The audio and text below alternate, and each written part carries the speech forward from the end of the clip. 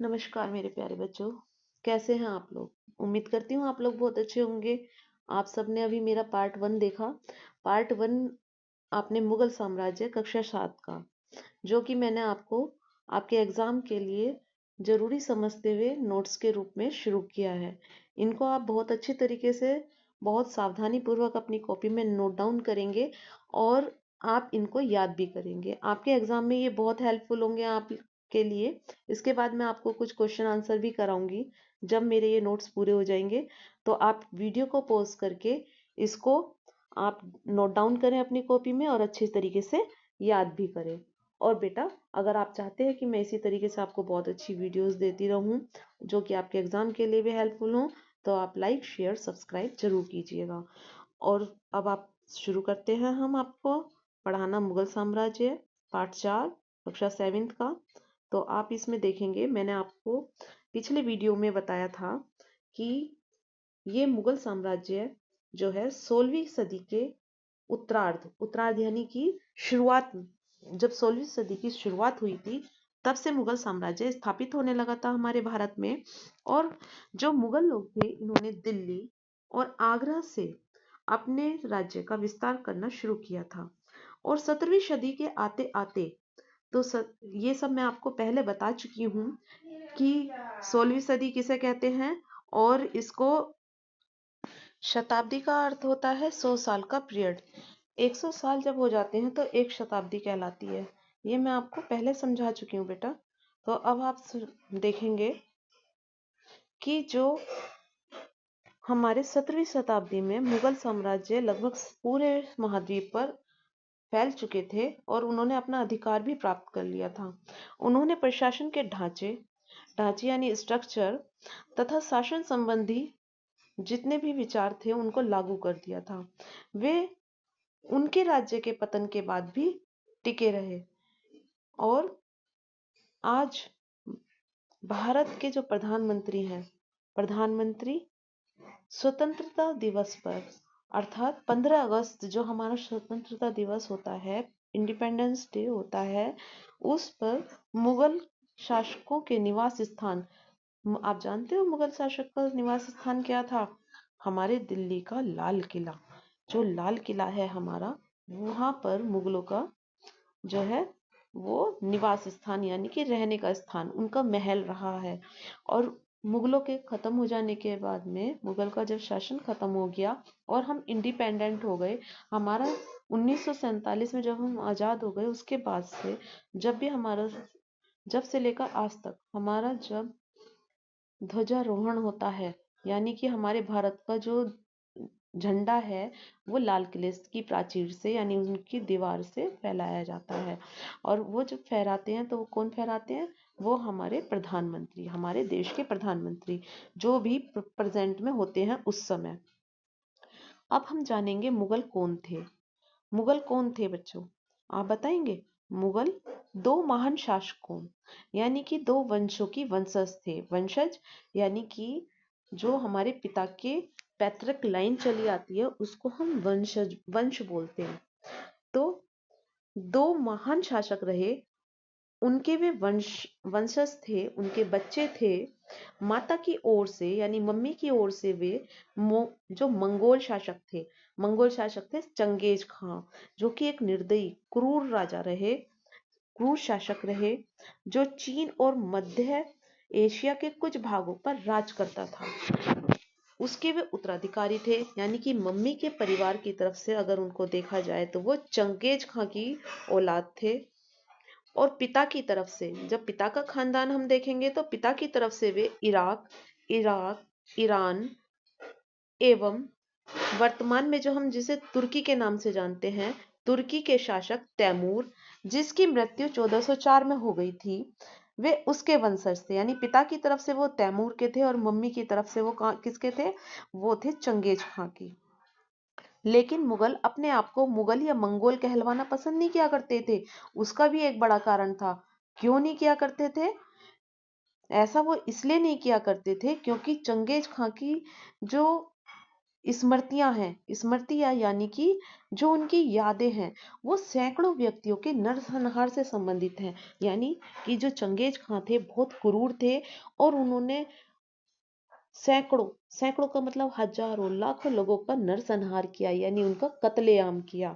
यही स्मृतियां मुगलों के प्रतियोगियों, जो उज्बेक थे, प्रतियोगियों यानी कंपिटिटर थे उनके, और वे उज्बेक से संबंधित थे, यानी कि उज्बेक खानदान के थे, से भी संबंधित थी।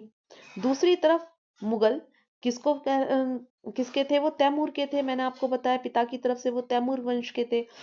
तैमूर होने पर अपना वंश जो था वो गर्व करते थे, यानी अपने आप को तैमूर कहलवाना पसंद करते थे, ना कि वो चंगेज खां की तरफ से अपने आप को संबंध रखना पसंद करते थे। इसका कारण भी मैंने बता दिया, चंगेज खां बहुत ज्यादा क्रूर शासक रहा है, और जो तैमूर थे बहुत लीनियंट थे, बहुत अपने आप जो शासन करते थे वो जनता के हित में करा करते थे ज्यादा। इसीलिए क्योंकि इस महान पूर्वज ने 1398 में दिल्ली पर कब्जा कर लिया था, और जो तैमूर था, तैमूर ने 1398 में दिल्ली पर कब्जा कर लिया था। एक कारण ये भी रहा। मुगल सैन्य अभियान कैसे कैसे चलाए गए, यानी उनके सैनिक जो थे उनके अभियान कैसे कैसे चले हैं, इसके बारे में देखें। प्रथम मुगल शासक थे अकबर। कौन थे बच्चों? मैंने अभी जो पहली वीडियो बनाई है उसमें आपको बताया मैंने कि जो पहले शासक रहे हैं वो मुगल के, वो रहे हैं हमारे बाबर। बाबर 1526 से 1530 तक उन्होंने शासन किया, और 1494 में फरगना राज्य का उत्तराधिकार प्राप्त कर लिया था। यानी कि जो मुगल थे उन्होंने 1494 में फरगना राज्य में अपना अधिकार प्राप्त कर लिया था। और मुगल कौन थे वो? सबसे पहले वो थे हमारे शासक बाबर। उनकी उम्र उस समय केवल 12 वर्ष की थी। मंगोलों की जो दूसरी शाखा थी, उज्बेकों के आक्रमण के कारण, यानी जो मंगोलों की जो दूसरी ब्रांच थी, वो उज्बेकों के आक्रमण के कारण उसे अपनी पैतृक गद्दी छोड़नी पड़ी। जो बाबर था, इसको अपनी पैतृक यानी कि जो पिता से मिली जो गद्दी है वो उसको छोड़नी पड़ी। और किसकी वजह से छोड़नी पड़ी? उसको छोड़नी पड़ी उज्बेकों की वजह से। अनेक वर्षों तक इधर उधर वो भटकता रहा, और उसके भटकने के बाद उसने 1504 जब शुरू हुआ, यानी कि जब 1504 आया, उसके एंड में काबुल पर कब्जा कर लिया। अब 1526 में दिल्ली के सुल्तान इब्राहिम लोदी को पानीपत में किसने हराया? बाबर ने हराया, और दिल्ली और आगरा को अपने कब्जे में ले लिया। यानी हम कह सकते हैं कि 1526 में पानीपत की जब लड़ाई हुई, पानीपत के युद्ध के बाद, जो कि इब्राहिम लोदी और बाबर के बीच में लड़ा गया था, उसमें बाबर जीता और दिल्ली और आगरा पर उसने कब्जा कर लिया। 16वीं शताब्दी में बाबर ने पहली बार पानीपत के युद्ध में तोप और गोलीबारी का इस्तेमाल किया। इस बात को आप बिल्कुल अंडरलाइन करके नोट डाउन करेंगे कि बाबर ने सबसे पहली बार भारत में तोप और गोलीबारी का इस्तेमाल किया। और कहाँ किया? वो किया पानीपत की लड़ाई में। और पानीपत की लड़ाई किसके साथ हुई थी ये भी आपको याद रखना है, इब्राहिम लोदी के साथ। और कब हुई थी? 1526 में। और पानीपत की लड़ाई में उसने किस किस को जीता था? उसने जीता था बाबर ने दिल्ली और आगरा को। अब हम आगे देखें तो उत्तराधिकार की मुगल परंपराएं क्या थीं। उत्तराधिकार यानी कि पिता की संपत्ति को लेने की जो परंपराएं थीं मुगलों की, वो क्या थीं? वो थीं उत्तराधिकार की मुगल परंपराएं। मुगल जो थे ज्येष्ठाधिकार के नियम में विश्वास नहीं रखा करते थे, यानी कि जिसमें ज्येष्ठ पुत्र अपने पिता के राज्य का उत्तराधिकारी होता था। जैसा कि आप सबको पता है, ज्येष्ठ का मतलब होता है बड़ा, और अधिकार, यानी मुगलों से पहले क्या हुआ करता था, जो भी शासक होता था वो अपने बड़े बेटे को अपने राज्य को सौंप देता था।